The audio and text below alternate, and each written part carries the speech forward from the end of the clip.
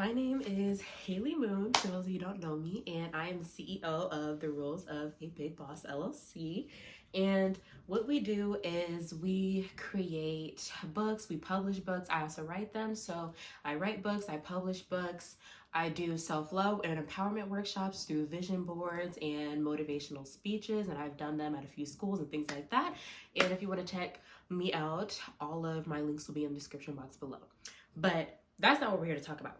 So if you're from my Instagram and you followed me for a while, I talk about a lot of controversial topics without a care in the world, specifically about relationships and up-leveling your life and manifesting your dream reality. Because I am a firm believer that whatever you desire, you can have, because you wouldn't have that desire in your heart if you weren't meant to have it. Because there is somewhere in this world, maybe not even in this world, maybe even in another universe, because we believe in quantum physics, baby, over here. So one way or another, you can have what you want to have as long as you do the work and you do the inner work to be able to have it, and that you can visualize what it is that you want and put yourself into that situation through embodiment. We'll get more into that in the fourth part of this video. So before we get into all of that, and I break down this video up into 4 different parts, make sure that you hit the subscribe button and you like this video. Give me a big thumbs up and share it with your friends, and also give me a comment down below. I'm gonna give you a few seconds to do that. Did you do it? Okay, thank you. So get comfortable. I have my little blanket on top of a blanket, and I got my little stuffed animal with me. So let's just get right into it.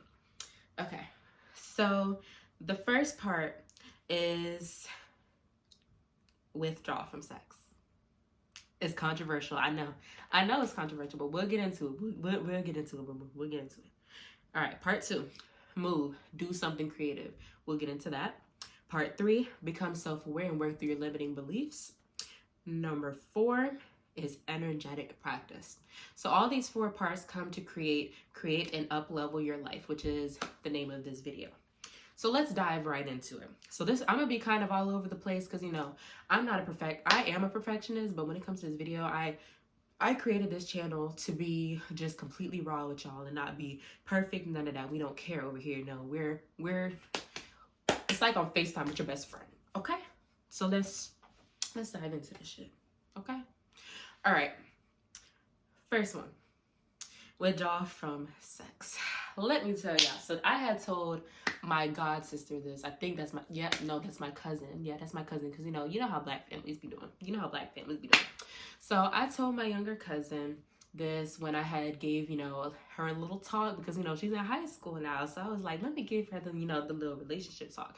I got in the car with my dad, long story short, and my dad was talking to her and giving her advice on boys, yada yada yada, because she got herself a little boo thing now. And I was like, oh no, we can't have that without giving one of my classic Haley pep talks. I gotta update you, boo, because high school is ghetto. High school ghetto, college ghetto, middle school, you can kind of get away with it. It's a little bit ghetto, but it don't get ghetto until you get to high school. Like your later years of high school especially, and then once you transition to college. But we're not gonna get into all that in this video. Okay. Sorry, that was excuse me. Sorry, that was a little bit, off topic. But so let me see how I wanna talk about this. So why the Bible says to withdraw from sex. Let's get into that first, because I have a more biblical perspective, and then I have a more spiritual perspective, and then I also have a more scientific perspective, which is in the middle of those two, because that we're trying to reach 3 different kinds of people and 3 different groups of people. We don't want to just keep it Christian-based, spiritual-based, or science-based. So first, we're going to start off from the Christian perspective. So I have my Bible verse pulled up, and it is 1 Corinthians 6:18 through 20. And it says this: flee from sexual immorality. All other sins a person commits are outside the body, but whoever sins sexually sins against their own body. Let's dissect that. So again, flee from sexual immorality. So what it means by sexual immorality. So it means like, I know this gonna be a little I'm trying to figure out how to not get banned, how to say this. DJing. That's how we gonna say. We gonna say DJ.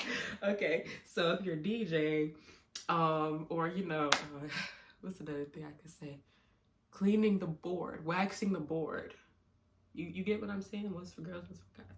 You get what I'm saying. So that's what it means. Like, it includes all of that, but it also includes, you know, premarital relations. That's what we're going to call, you know, fornication. We're going to call it relations. Okay. All other sins a person commits are outside the body, but whoever sins sexually sins against their own body. So out of all of the sins that we as mankind can do and can partake in are done outside of the body. It's either done to other people, it may be even done to, you know, it might cause detriment to ourselves at the end because it caused detriment to our life. But this is the only sin that sins against our body. There are sins that will hurt us, but this is the only sin. Sexual immorality is the only sin that will harm your body. And we'll get into that when I start to talk about the spiritual and the scientific aspect of it. But that's just to dissect verse 18. Verse 19 says, do you know that your bodies are temples of the Holy Spirit who is in you, whom you have received from God? You are not your own. Sorry, I'm a little bit congested, so I'll be sniffing a little bit. These allergies got me messed up. So, again, I'm going to read verse 19. Do you not know that your bodies are temples of the Holy Spirit who is in you, whom you have received from God? You are not your own. You are paid at a price, baby. Easter just passed, you know. When God got up on that cross, that was the ultimate sacrifice. That was the ultimate epitome of love. That right there shows you exactly what love is. God is love. But that's another video. Again, let me try not to get off topic.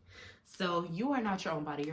Your body belongs to Christ. You are made in Christ's image. You were made to praise him. You were made to work this earth. You were made to bring glory to God through your actions and the way that you work this earth. And it says that in Genesis, all throughout Genesis, Exodus as well, Genesis specifically. So verse 20, this is the last verse. You were bought at a price, therefore honor God with your bodies. So honoring God with your bodies means your body is basically for your husband, for your wife, or whoever you marry. And now that we got like kind of the biblical aspect out of the way, now I'm going to bring this into the more scientific.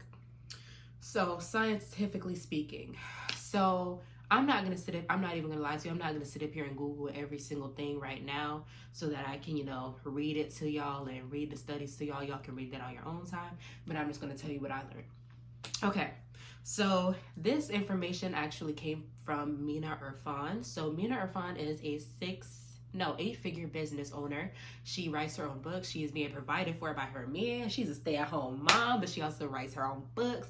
She is just the ultimate, like, bad bitch. Like, she's just like that girl, okay? So it came from her video with Alexis. Her name is Alexis Smith, but her YouTube handle is Alexis. And their videos, I'm trying to think, becoming savage with your standards. I remember that's one of them. There's another video as well. I'll also link that down below. But basically, what they're talking about is there's a scientific explanation for why God says do not have sex before marriage. Let's get into it. So it all started when these scientists were doing research on trying to find a cure for Alzheimer's and trying to do research on Alzheimer's.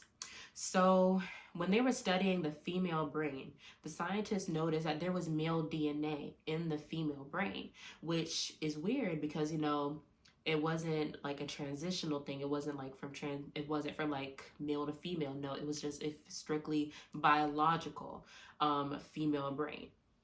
But there was still somehow DNA in the brain. And I talk about this on my Instagram a little bit, but I'm just kind of gonna expand upon it because I didn't say everything that I wanted to say in that video on my Instagram highlights. So what they found was, at first they thought it was more so of a, I'm trying to figure out a twin thing. Like, you know, like sometimes when, you know, there's twins, like since their chromosomes were separated, the embryo was separated, then, you know, some gets this DNA, some gets this DNA. Sometimes there's male DNA in the female brain, and vice versa. But however, those scientists observed that there are not enough twins in this world for that to be possible for any female who has been, active. It doesn't make sense. The numbers don't line up. So that led them to a different study. I don't remember what study that one was. I'm pretty sure I mentioned it on my Instagram, but I am not sure, so don't quote me on it. But they came to the conclusion that the reason for this is because the women are having premarital relations and having relations, period. Male DNA is floating in your brain when you're having relations. I don't know about you, but that's weird to think about. That's really weird to think about. So, but it's going to get even weirder. So bear with me. This is when it gets a little bit confusing. Okay, so let's go back to the caveman times when we were living in caves and, we weren't as technologically or economically or agriculturally advanced. Let's think back into the past. When I say the past, I'm talking AD, BC, all of that. So let's talk about that.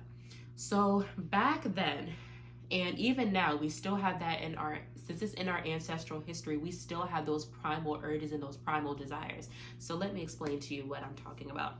So we as women are biologically designed to go after the male who can give us the stronger genotype. Not just beautiful babies. I'm also talking they're strong, they have the strength genes, they have healthy genes. We want healthy genotypes, and we're programmed to seek that out. And we as females, we have the urge to be protected, even though we may not admit it. That is what our brain looks for, because back in, hunting times, gathering times, and things like that, we had to do that. We had to look for that man who was strong enough to provide for us and is strong enough to take care of us and to protect us from, animals who were running rapid and he had to be strong enough to be able to go hunting, to take down those bears, to take down those tigers, all of that. And we never got through that. We never got over that. And the reason we haven't gotten over that is because it literally takes centuries. It takes I don't even remember how long it takes, but it takes a while for our brain to even do the slightest of shift when it comes to our genetics. Of course, there's different variations, from recessive genes and dominant genes and things like that, of course. However, when it comes to things like that, like our primal desires, that it takes a while for that change to happen.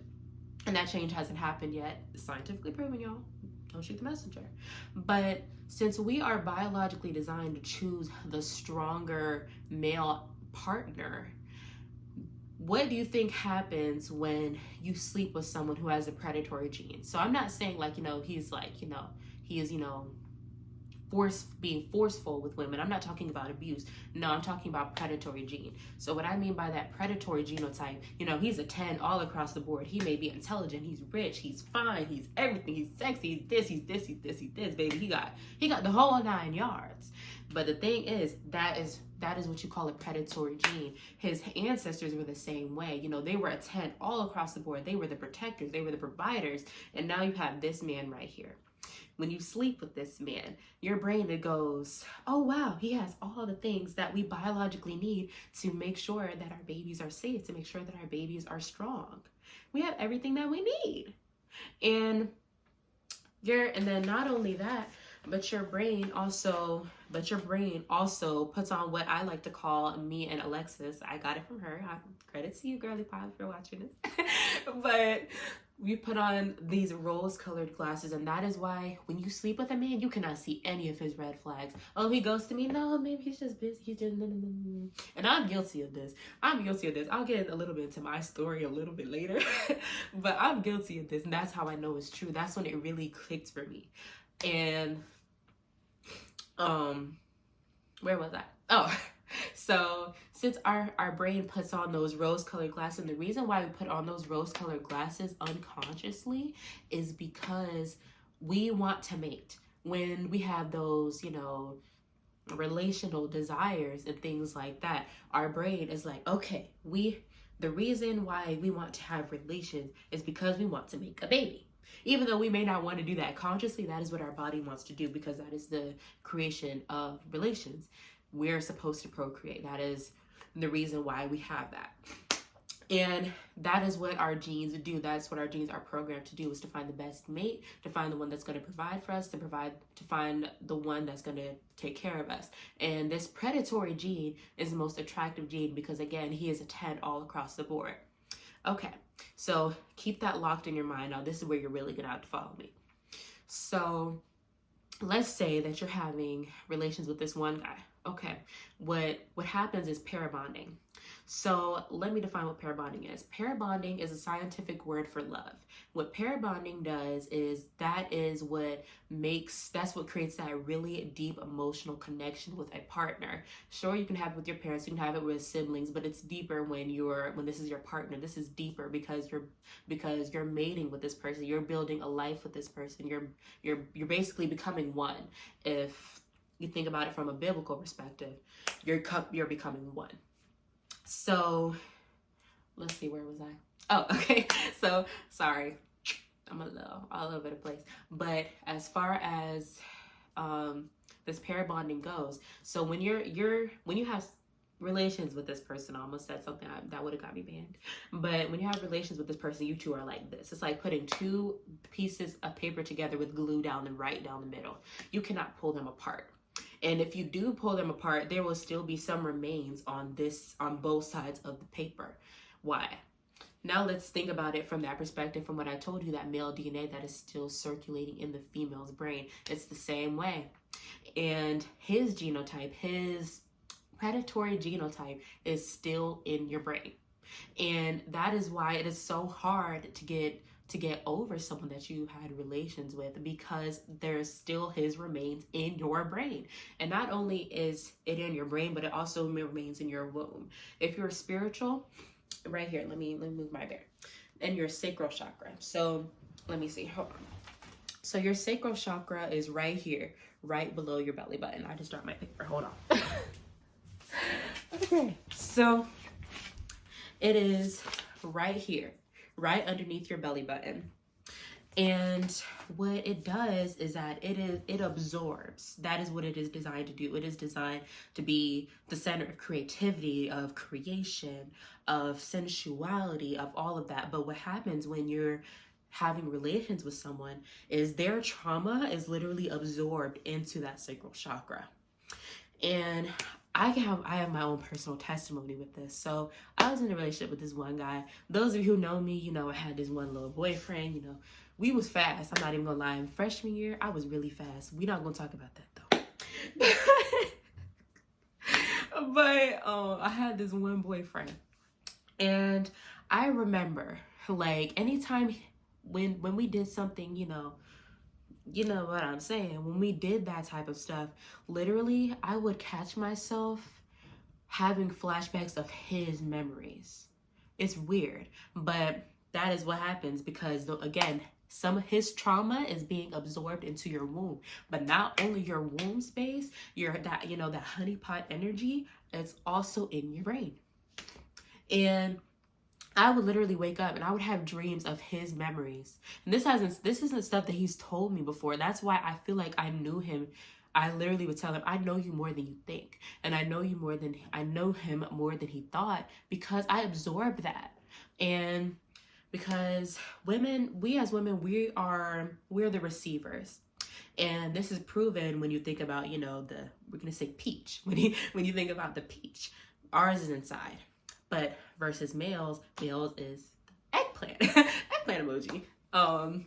And they are the givers. Not only are they givers, spiritually, mentally, etc., etc., etc., they also physically. So they have the potential to give us their traumas, and it is absorbed into us. And not only that, but if you feel like you are going crazy over that man after he gave you some, let me tell you why, boo. Let me tell you just why. It's because there's multiple women attached to it. It's multiple women attached to it. You're basically sleeping with every single woman that he slept with. Yeah. Because it sticks to him too. Not only does it stick to you and your brain, it doesn't go in his, womb space, blah, blah, blah, because he doesn't have one. But assuming, because, we got transgender and stuff like that today. I don't know if that's how it said, so I'm sorry for this. But I'm sorry. I'm sorry if it sounds insensitive. I'm not trying to be. But they also absorb it. I haven't done too much research on how the men absorb it, but I just know that they do. And they pass down their trauma. Not only that, but they pass down multiple other women. So now let's get back to the whole pair bonding. So let's say you're pair bonding with this person. You know, you're glued to this person. The reason why you're glued to this person is because of that, you know what I'm saying? And because that's what we're designed to do. We're designed to become like that so that we can create and so that we can push out babies, all of that. And what happens when that pair bonding is broken? Not only are those remains still in both of you, but that also is what creates a soul tie. So think about it as a rubber band. So when you first get a rubber band, it's like this, right? It's, you know, it's normal, it's tight and everything. But when you stretch that rubber band, there starts to feel strain on it, right? You can feel it as it's straining because it's trying to hold itself together. That is how I want you to imagine this soul tie. This soul tie is really just pair bonding, but people call it soul ties. But it's stretching and stretching and stretching. Maybe that is literally why you feel sick when you're without this person. You feel like your whole world is falling apart, baby.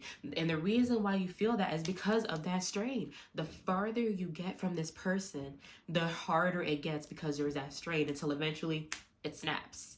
And once it snaps, it's gonna hurt. It's just gonna be the whole 9 yards. It's gonna feel like you just lost your everything. It just feel like you lost your mind, all of that. And the reason for that is because not only because you have, you know, relations with this man.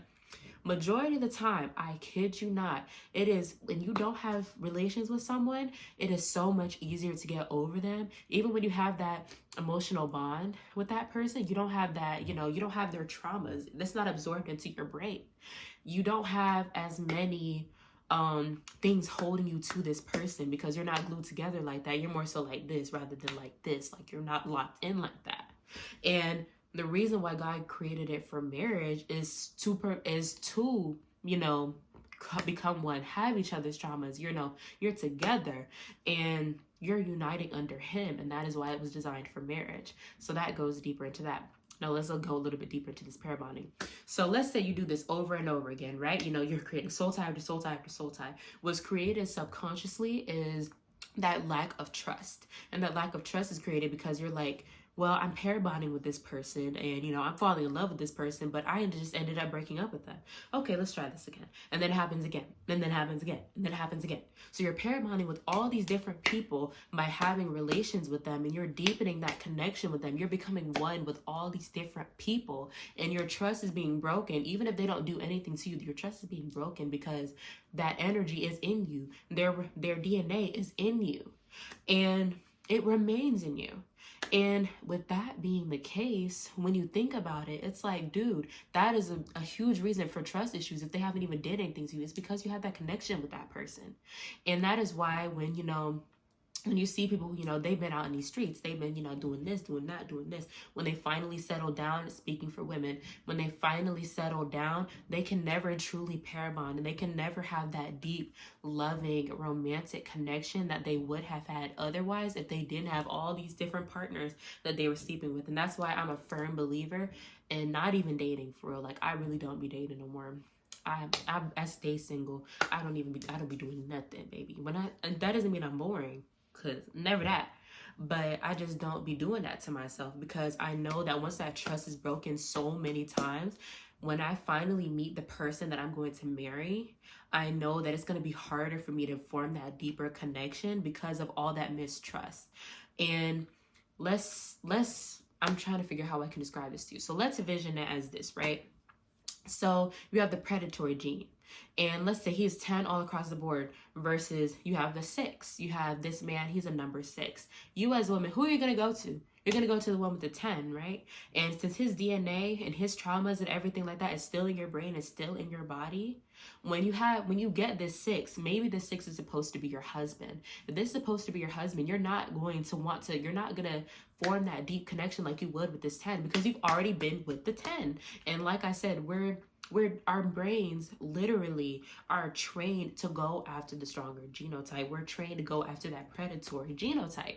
And sometimes we go after the 6s or things like that, but what our brain wants is that 10 all across the board. Even if he's not just attractive in the looks, he's attractive and he can protect you. He's strong, he's this, he has assets.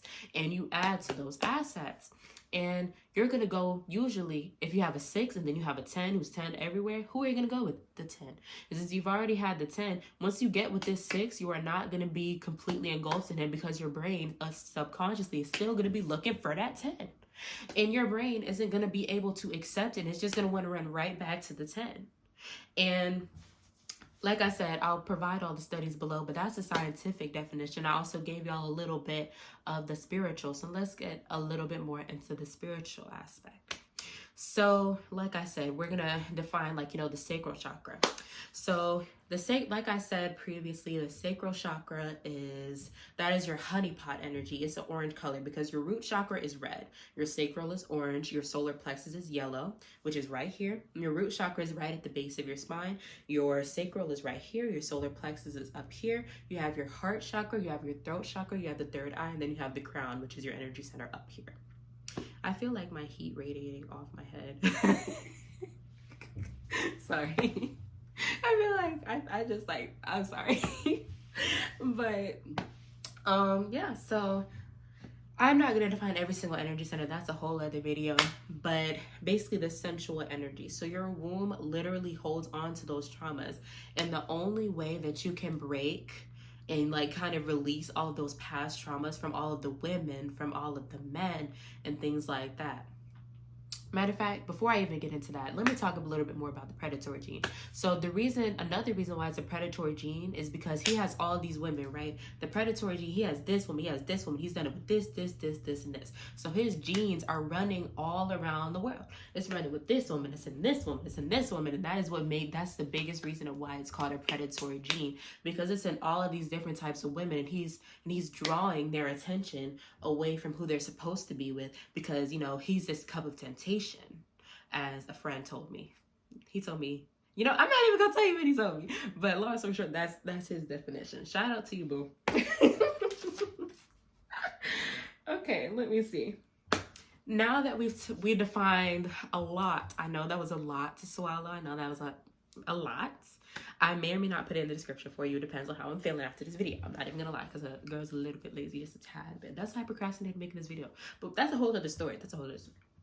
Okay, so how do we keep ourselves from partaking in relations and using our creative energy, that sacral chakra energy, that honeypot energy? How do we use this in ways that don't require us to have relations?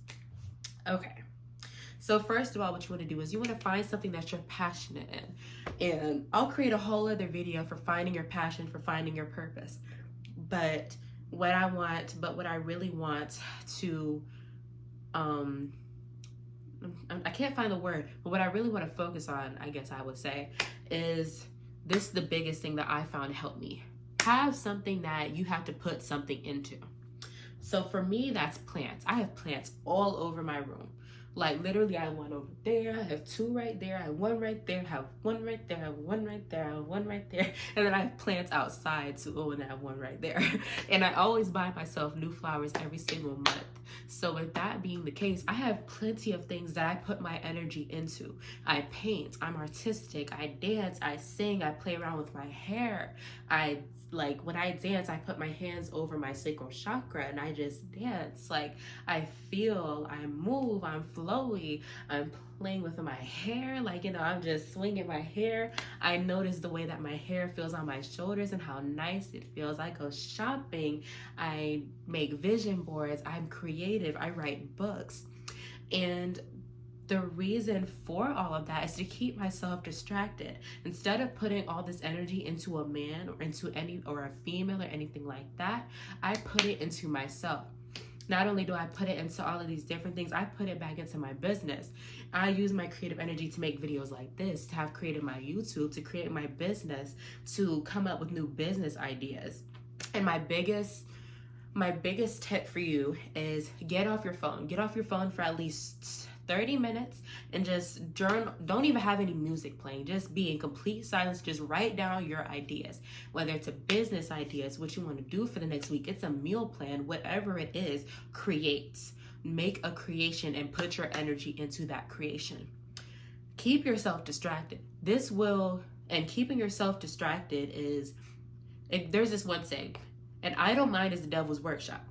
If you're sitting there, you're idle, you're scrolling mindlessly on social media all day, you're distracting yourself, that is the way that you're distracting yourself, baby, that devil will get you like that.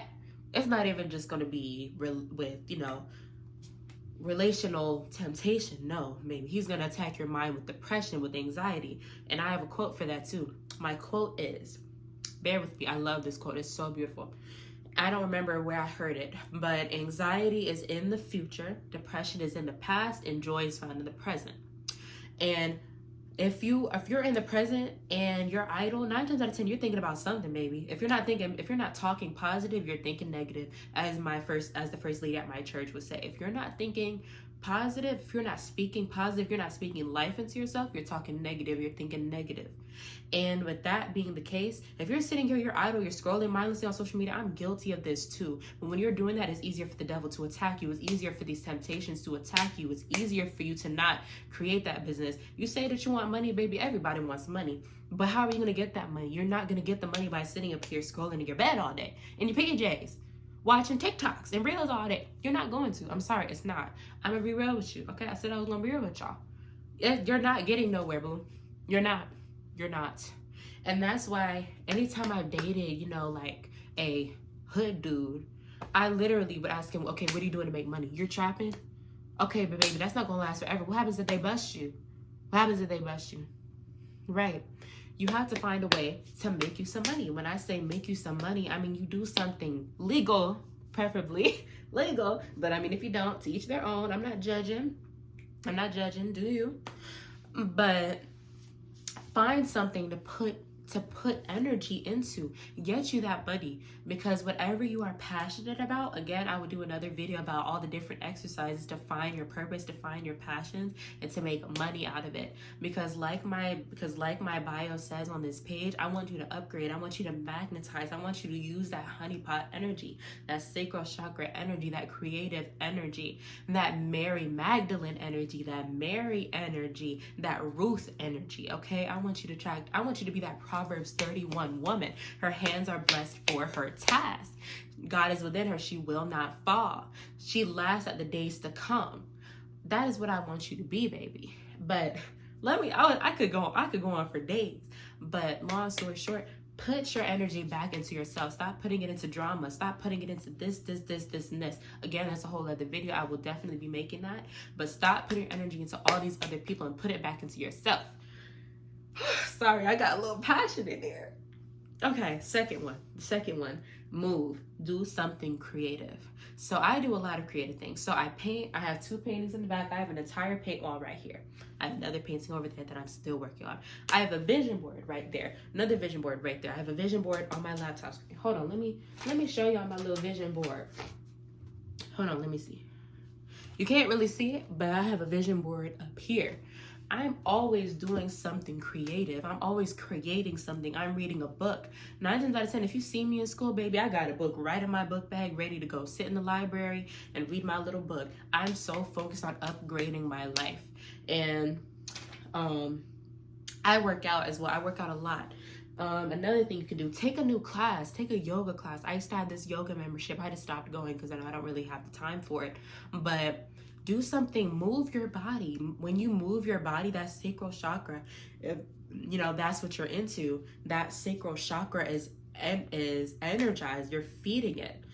Your solar plexus is where your confidence is, and your whole personality lies. But that creative energy, the birthing that business, birthing your purpose is all in that sacral chakra. It's all in your womb. And another thing that I'd highly recommend you do is dance. Like literally, if you see me, I have some really good food or something like that, you see me, I'm over here doing my little dance and everything like that. If you see me getting my hair done, my hair is fresh, I'm over here, I'm like just enjoying the way that it feels on my shoulders. I'm present in my body. And that is why I'm so happy, because I'm so present in my body. I'm so self-aware, and we're going to talk about that. I'm so self-aware. I'm so focused on myself. I'm so in love with myself. I'm in love with my hair, even though after I cut it, it's shorter now, but I love it. I love the way it feels on my shoulders.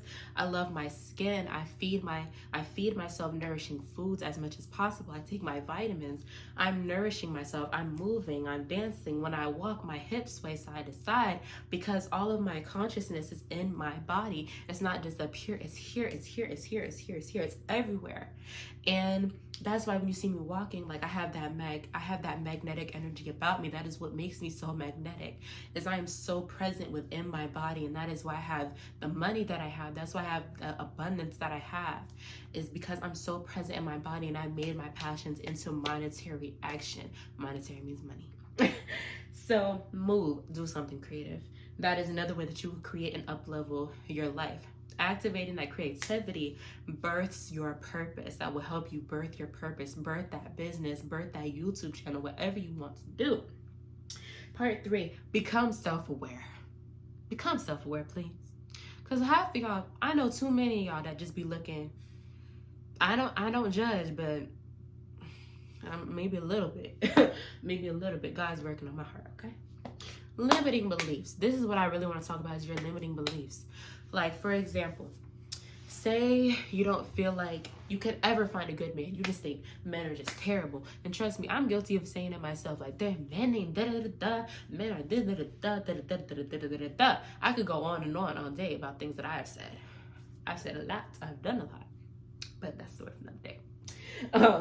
But these limiting beliefs, such as I can't make money. Making money has to be hard. Finding your purpose has to be hard. Finding a good man has to be hard. Living that soft life has to be hard. Nothing is hard unless you make it hard. It's not. It can be easy. And I'll share with you some tips to make it easy. So my first tip, making money. Like I said, dropping into your body and really asking your body, what are you passionate about? Are you passionate about working out? Are you passionate about being healthy? Are you passionate about creating? Are you passionate about self-love? Are you passionate about being happy? Are you passionate about God? Find something to be passionate about and monetize that. Create something out of that. That is my first tip for those limiting beliefs. Make your money by making your passions a reality and bringing your passions into your life even more. And my second tip is, sorry guys, I have a little bit, like, my skin is very oily and it's like in my eye. My second tip for these limiting beliefs is I actually have a journal, and I have 3 different journals. So I have a journal for my manifestation. So I have my manifestation journal. I have my monetary journal, which is about my finances. And that's more so about income. That's not outcome. That is about income. Because I heavily believe if you want to change your finances, this is the trick right here. The trick is every single day, if someone pays for you, if you receive money, if you get paid, payday or whatever, write down the amount of money that you received and the date that you received it. Because if you want more abundance, you need to already track what you're receiving. And that, so slowly but surely, you'll see that income increase. That's another tip right there, is write down if your limiting belief is surrounding money, like I said, write down that abundance, write down the abundance that you receive. Not only that, I want you to just really breathe, focus on your body. And I'm going to guide you through this practice right here. So I got this from this YouTuber. Her name is Jalen Brunson. I will link her down below. So credits to her, all credits to her. This is what I was sharing. Okay, so just close your eyes with me. So I want you to hold your hands upward in a receiving motion, and it's receiving stance, I mean. And just take a deep breath.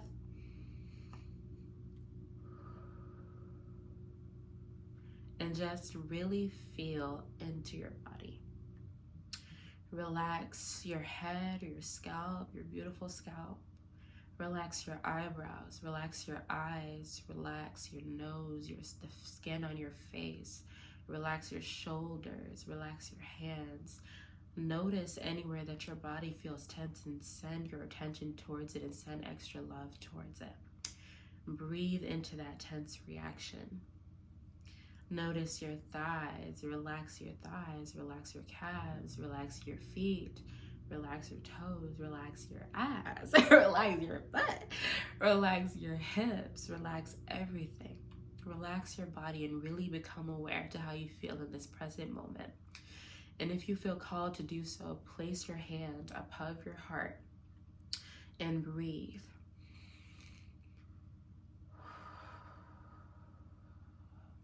And just take a moment to acknowledge how it feels to feel your own heartbeat.